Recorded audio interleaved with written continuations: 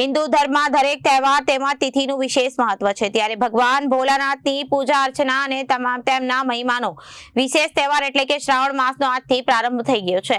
ત્યારે સમગ્ર રાજ્ય અને સુરતના તમામ શિવ મંદિરોમાં સુરતના પૌરાણિક કાંતારેશ્વર મહાદેવ મંદિરે ભક્તોનું ઘોડાપૂર ઉમટ્યું હતું। મંદિરોમાં પણ સવારથી ભક્તોની ભીડ જોવા મળી હતી તથા સુરતના અડાજણ વિસ્તારમાં આવેલા પૌરાણિક ગંગેશ્વર મહાદેવ મંદિરે પણ ભક્તોનું ઘોડાપૂર ઉમટ્યું હતું।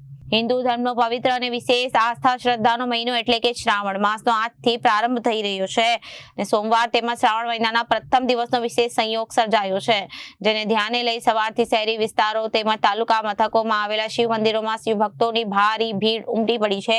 શ્રાવણ મહિનાને ધ્યાને લઈને સુરતના તમામ શિવ મંદિરોમાં ભવ્ય રોશનીથી શણગારવામાં આવ્યા છે, તેમજ મંદિરમાં પૂજા અર્ચના, આરતી, મહાપ્રસાદ, લઘુ રુદ્ર યજ્ઞ, શિવકથા સહિતના ધાર્મિક કાર્યક્રમો યોજાશે।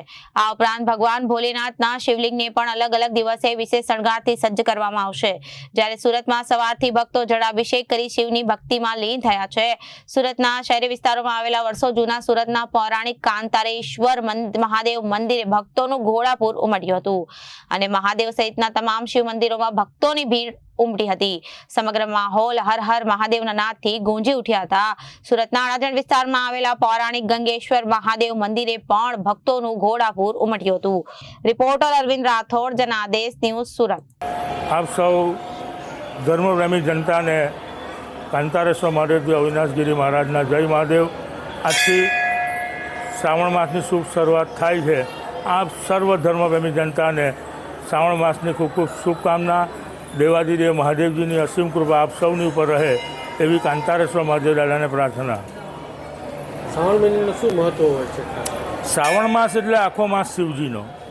આ માસમાં તમે જે કંઈ પણ જપ, તપ, બીલીપત્ર ચડાવો, દૂધ ચડાવો, પંચામૃત ચડાવો, અભિષેક કરો, ભજન કરો, સત્સંગ કરો, ડાયરેક્ટ મહાદેવને પહોંચે છે। મારા શ્રી દીપકભાઈ જોશી અને ગંગેશ્વર મહાદેવમાં આજથી પ્રારંભ થતા શ્રાવણ માસ દરમિયાન કશે અમાસથી અમાસ પૂજવામાં આવે છે અને કશે એકમથી એકમ પૂજવામાં આવે છે, પણ પ્રતિષ્ઠિત જો શિવલિંગ હોય તો તેની પૂજા અમાસથી પ્રારંભ કરીને શ્રાવણ વદ અમાસના દિવસે પૂર્ણ કરવામાં આવે છે। ને કશે જો માટીના શિવલિંગ પાર્થેશ્વર જે 1.25 લાખ શિવલિંગનું અનુષ્ઠાન કરવામાં આવે છે, પ્રતિદિન 4500 શિવલિંગ બનાવી 30 દિવસના દરમિયાન 1.25 લાખથી ઉપર શિવલિંગ બનાવી અને એ અનુષ્ઠાન પૂર્ણ કરવાનું પણ મહાત્મય શ્રાવણ માસમાં વિશેષ બતાવ્યું છે।